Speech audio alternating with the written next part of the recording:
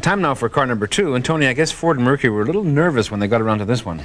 Well, with such a hot seller, they were bound to be a little bit conservative, Ted. Yeah, well, this is one of those cars, they don't want to mess with it too much, but they have to do something. Well, that's right. It's not easy to replace a classic, and Ford's Taurus and Sable models have to be regarded as classic automobiles. Ford spent more than $3 billion developing Taurus and Sable a few years back, and they were both hugely successful. There must have been a lot of brainstorming before replacements were decided upon, and our new Sable LS shows that Ford sensibly opted for evolutionary styling changes. Few people will notice the difference between this car and its 1991 equivalent, but it's almost entirely fresh. Most body panels have been changed, but thankfully it still looks a lot like the old car. The Sable has a very slippery shape with flush window glass, blended-in full-width headlights and rounded corners everywhere. Our top-of-the-line LS was equipped with just about every possible extra, including neat-looking alloy wheels and a keyless entry system. Our car was powered by Ford's optional 3.8-litre electronically fuel-injected V6. Base engine is a 3-litre V6. The car features front-wheel drive, and an automatic 4-speed overdrive transmission is the only one you can get. The 3.8 packs a lot of punch, and 100 kilometers per hour can be topped in a little more than 9 seconds. Fuel economy is in the all-round 10.4 litres per 100 kilometers range, and the base price is around $22,000. Options on our test car boosted this by several $1,000s. Ford's bumper-to-bumper warranty is 3 years or 60,000 kilometers. As a driver's car, there are few domestics that measure up to the Sable. Suspension is fully independent. The designers have come up with a great combination of handling agility, comfort and quietness. Steering feel is good and the power assist is just about perfect. It's a roomy car with lots of luggage space, but the trunk lip is a little on the high side. I wasn't happy with our car's dreary monotone interior and found it just a bit too much. Interior highlight is a new dash, and this is very attractive and practical, a nice piece of sculpture in fact. Our car had digital instruments, which I don't mind in this class of vehicle. The tachometer can be turned on and off for some strange reason. Why would a driver want to turn off the tach? A token strip of fake wood decorates the dash, and the interior could have been improved by skipping this feature. The designers went wild with stowage spaces, but do we really need 2 pairs of drink holders and 2 sets of change slots?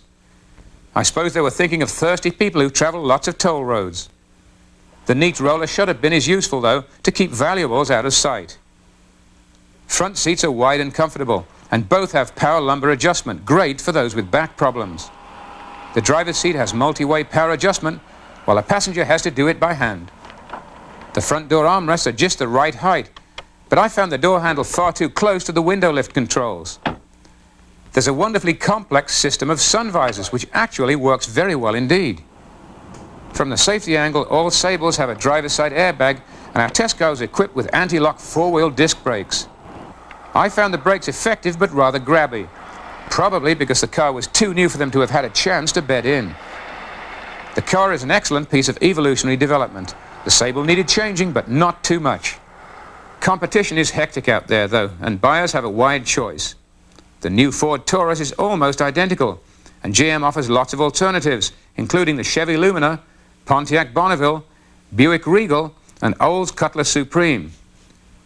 Chrysler has its Dodge Monaco and Spirit models in addition to the New Yorker.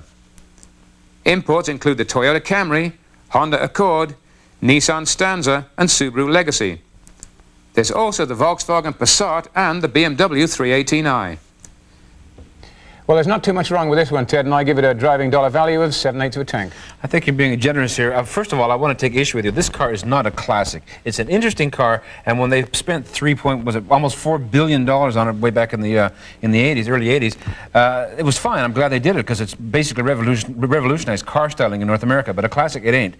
One thing about this car that I really hated was that numbered door locks. That is the most useless gadget I think I've ever seen. Ford uses it on their other models too. Do you ever? I mean, no one ever uses it. No, this is an option. It probably comes with a bag full of other options. Let me just go back to the classic thing here.